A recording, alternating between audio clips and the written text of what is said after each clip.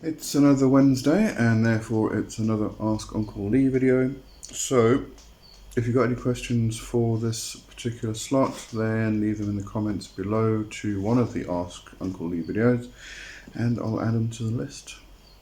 Alright, so let's do the intro and then get into the questions. Welcome to my channel.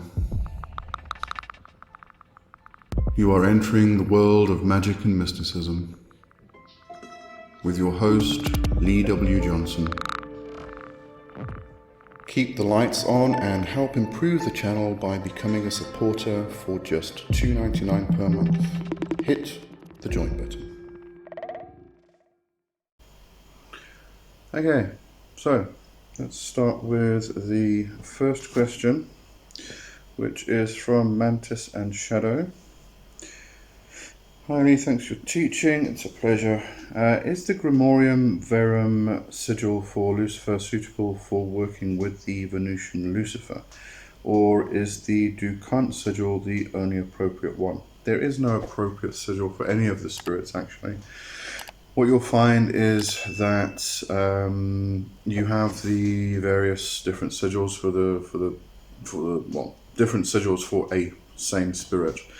From different versions of people's workings with them. Quite often a sigil will carry over from grimoire to grimoire, but usually what happens is they contact the spirit, they have a personal conversation with them, they may build a relationship. In many of the cases with the Solomonic workings, there's not really much of a relationship that gets built, but regardless, they often are given a particular sigil. Now, this is actually one way we should be working, is we make contact with the spirits, we then create a relationship with them, and then we ask them for something personal.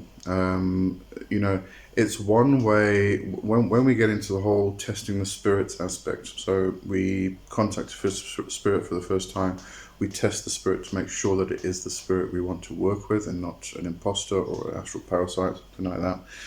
Then what we should be doing is asking for something that we can use in future communications. That is usually a sigil, a name that you can call them by, your own phrase to call upon them, something which is personal between you, only between you and the spirit.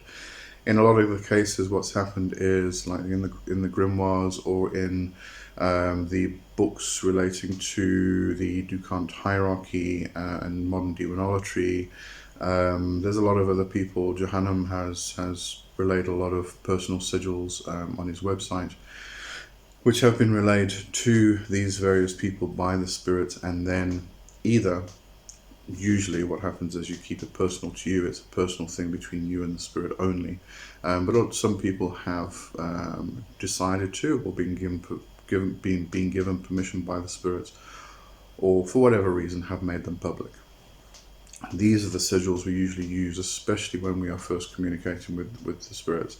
But it is something we should be doing, is getting our own sigils. If we work with sigils, a lot of people don't work with sigils.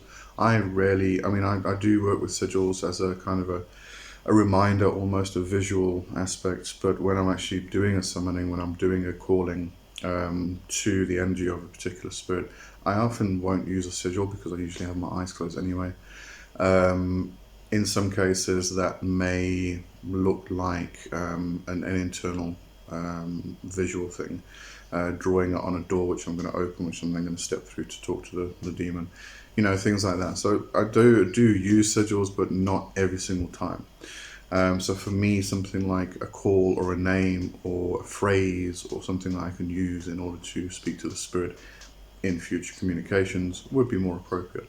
But it's that personal thing. So if you do work with sigils, ask the spirit, once you've created that relationship, ask the spirit for something personal between you and the spirit that you can use in the future communications. And then you disregard all of the other sigils. You don't need to use them anymore. But which is more appropriate? None of them really. And when we're looking at what is interesting is when we look at the Grimorium Verum, I'll actually put it up here or somewhere around here when I'm editing.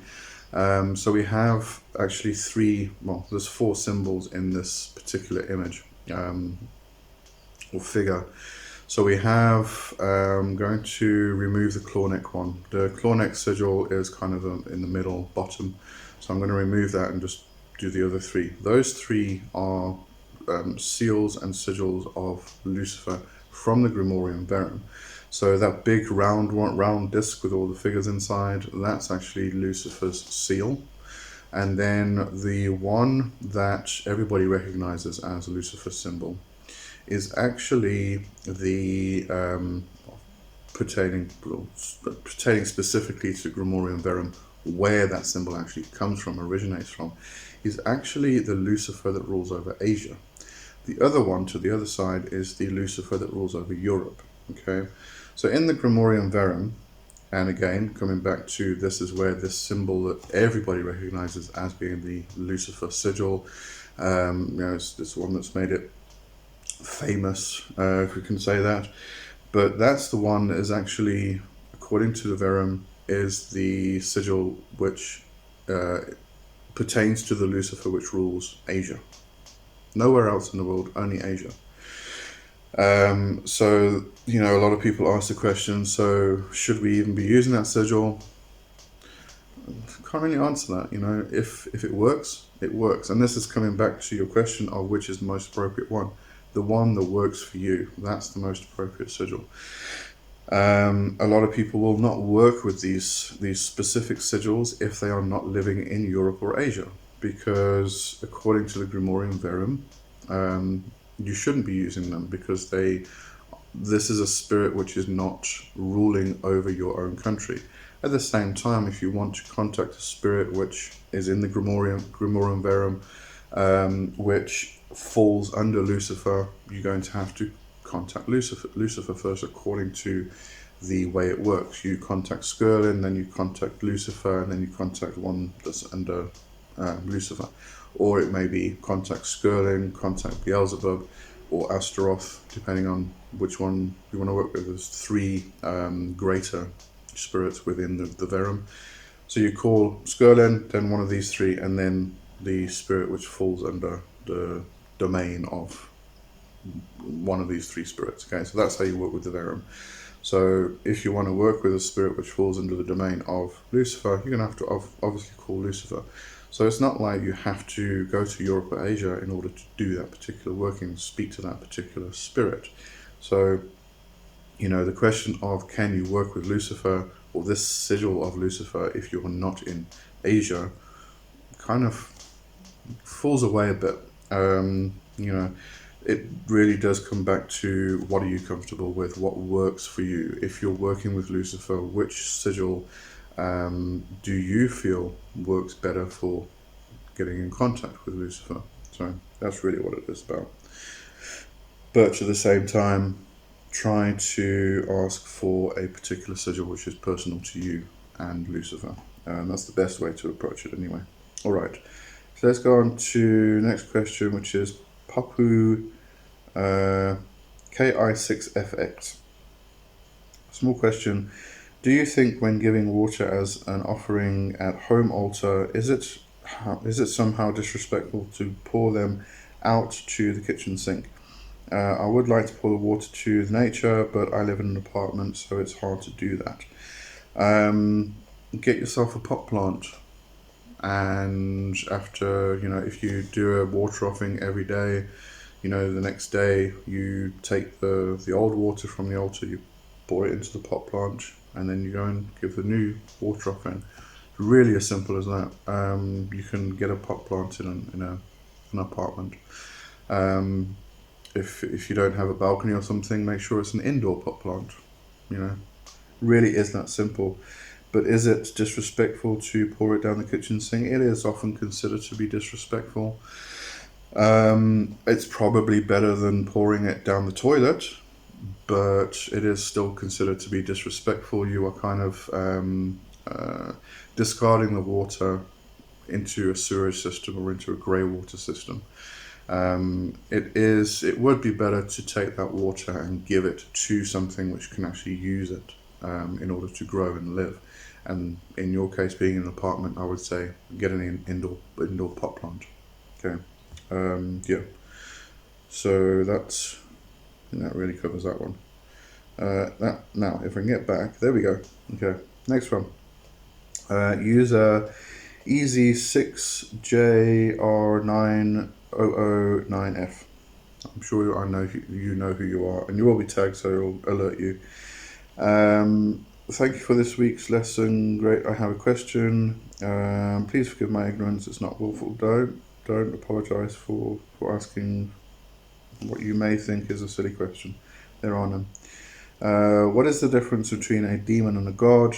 I was told my whole life through that any god that wasn't Christian god was a demon. I want the truth. Okay, so let's start with any god which is not the Christian god was a demon. That's their view. That's how they view things. You shall not have any other god before me, being the Christian god. It is a jealous god. It even says in, I think it was Exodus or Leviticus, one of those two, it actually says, states, I am a jealous god. Okay, therefore you cannot have any other god.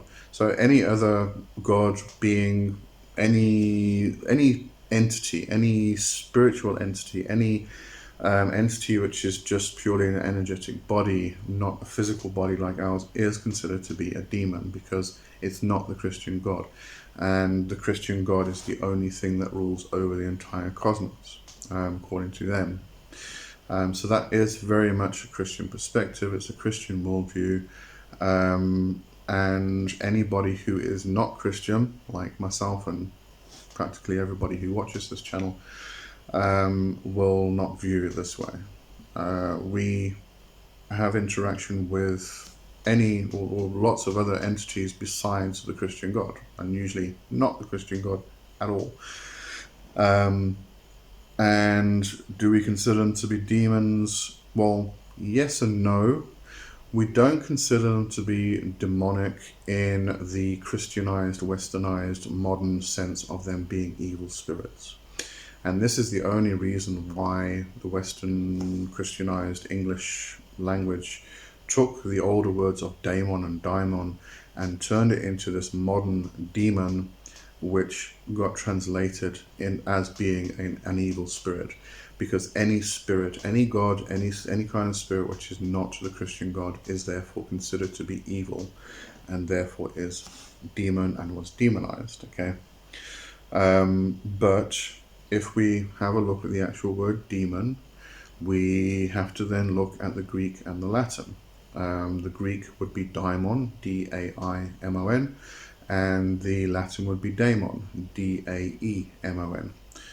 Both of these words, and if you look into the Greek, there's a longer history than the Latin. So, let's go to the Greek. So if we have a look at the Greek word daimon, D-A-I-M-O-N, where the word demon came out of the Latin.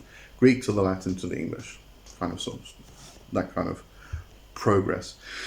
But if we have a look at the Greek words, this goes back further than 3000 BCE.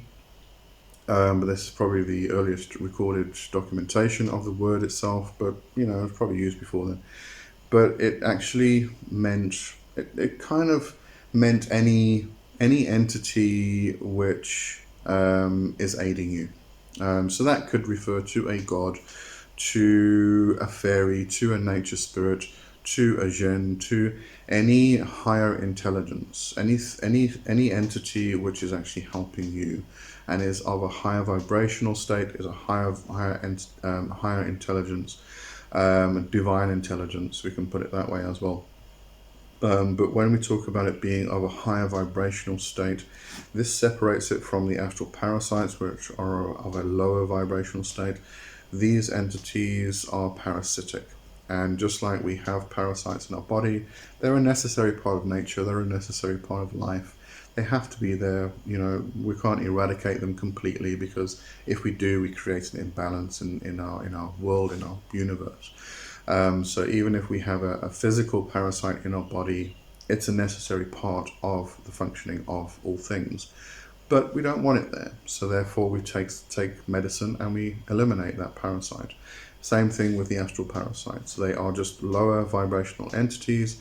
They will attach to you. They will create negativity. They will feed off that negativity. And exactly the same thing as physical parasites. We don't want them. So therefore, although they are a necessary part of the existence of all things, we cleanse them. We clean them off. So we do cleansing rites and things like that. But that's basically the difference between lower vibrational entities and higher vibrational entities. The higher vibrational entities are all of the gods and the demons, the daemons, the daemonic figures, or the daimons from the Greek. If we do go further into the Greek, we have the eudaimon and the kakodaimon. And the eudaimon is usually considered to be the good spirits, and another term for that in Greek is the agathos daimon. That's usually connected with Zeus Ktesios, and is often considered to be, this is the agathos daimon itself, is often considered to be the protector of the household, or really the protector of the warehouse type of thing. But it's often revered as being the house spirit, the good spirit in your home, which will bring prosperity. Okay, so that's the agathos daimon. But we have the eudaimon, which is also translates to good spirit. Then we have the kakodaimon, which is considered to be bad spirit. But we have to have both of these because, you know, it kind of creates a bit of a tension. It creates a path that we can walk on, which is balanced. All right, so we have a balancing nature which comes into existence here.